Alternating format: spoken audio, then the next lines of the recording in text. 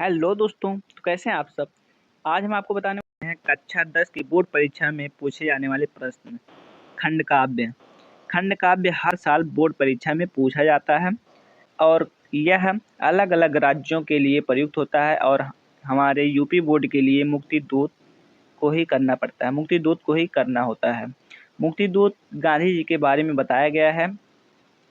तो चलिए देखते हैं दोस्तों किस तरह के क्वेश्चन पेपर में देखने को मिलेगा। तो चलिए देखते हैं। मुक्तिदूत खंड काव्य के मुख्य पात्र की चारित्रिक विशेषताएं पर प्रकाश डालिए। इस तरह का क्वेश्चन पेपर में देखने को मिलेगा। तो इसका आंसर हम कैसे लिखेंगे, तो चलिए देखते हैं। यहाँ से प्रश्नोत्तर डाल करके इस तरह लिखना होगा। मुक्तिदूत खंड काव्य के मुख्य पात्र गांधी जी के चरित्र की विशेषताएं निम्नलिखित हैं। इस तरह हमें पहले उत्तर लिखना होगा, उसके बाद कुछ हेडिंग्स है जिसमें गांधी जी के बारे में बताया गया है। तो उसके बारे में हमें कैसे क्या लिखना होगा, तो चलिए देखते हैं। सबसे पहला हेडिंग हो जाएगा हमारा दिव्य पुरुष। दिव्य पुरुष मतलब यह किस प्रकार गांधी जी को दिव्य पुरुष कहा गया है। तो चलिए देखते हैं। दिव्य पुरुष में बताया गया है, कवि ने गांधी जी को ईश्वर का अवतार बताया है। भारत में अंग्रेजों का अत्याचार बढ़ जाने पर देश को स्वतंत्र कराने के लिए परमात्मा ने महात्मा गांधी के रूप में जन्म लिया था। उसके बाद हम इस प्रकार मुक्तिदूत खंड काव्य के नायक महात्मा गांधी साधारण पुरुष न होकर के दिव्य पुरुष थे। दिव्य पुरुष में बताया गया है, जो कवि है वह गांधी जी को ईश्वर का अवतार बताया है। सबसे पहले गांधी जी को ईश्वर का अवतार बताया है। उसके बाद भारत में अंग्रेजों का जब अत्याचार बढ़ गया था तो देश को जो स्वतंत्र कराने के लिए परमात्मा ने स्वयं महात्मा गांधी के रूप में जन्म लिया था। इस प्रकार मुक्तिदूत खंड काव्य के नायक महात्मा गांधी साधारण पुरुष न होकर के दिव्य पुरुष थे। इतना लिख करके आना हमें पहले हेडिंग में।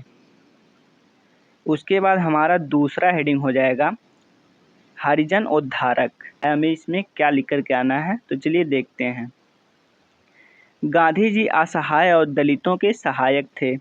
उनकी दुर्दशा देखकर गांधी जी का हृदय दुख से भर जाता था। संसार में वे सभी को ईश्वर का संतान मानते थे। उनका प्रश्न था कि जिन हाथों ने संसार गढ़ा, क्या उसने हरिजन नहीं गढ़े। तब फिर यह कैसी छुआछूत किस गीता में पाठ पढ़े। इस तरह आपको दूसरे हेडिंग में लिख करके आना है। दूसरे हेडिंग में बताया गया है कि गांधी जी असहाय और दलित लोगों के सहायक थे। जब उनकी दुर्दशा गांधी जी देखते थे तो उनका हृदय एकदम दुख से भर जाता था। और गांधी जी संसार में सभी को ईश्वर का संतान मानते थे। उनका प्रश्न यह भी था कि जिन हाथों ने संसार गढ़ा, क्या उसने हरिजन नहीं गढ़े। मतलब जो यह पूरे संसार पूरे दुनिया को रचा है, क्या उसने यह असहाय और दलित लोगों को नहीं गढ़ा है। तब फिर यह कैसी छुआछूत किस गीता में पाठ पढ़े। दूसरे हेडिंग में हमें इस तरह लिख करके आना है। इस तरह हम दूसरे हेडिंग में लिख लेंगे।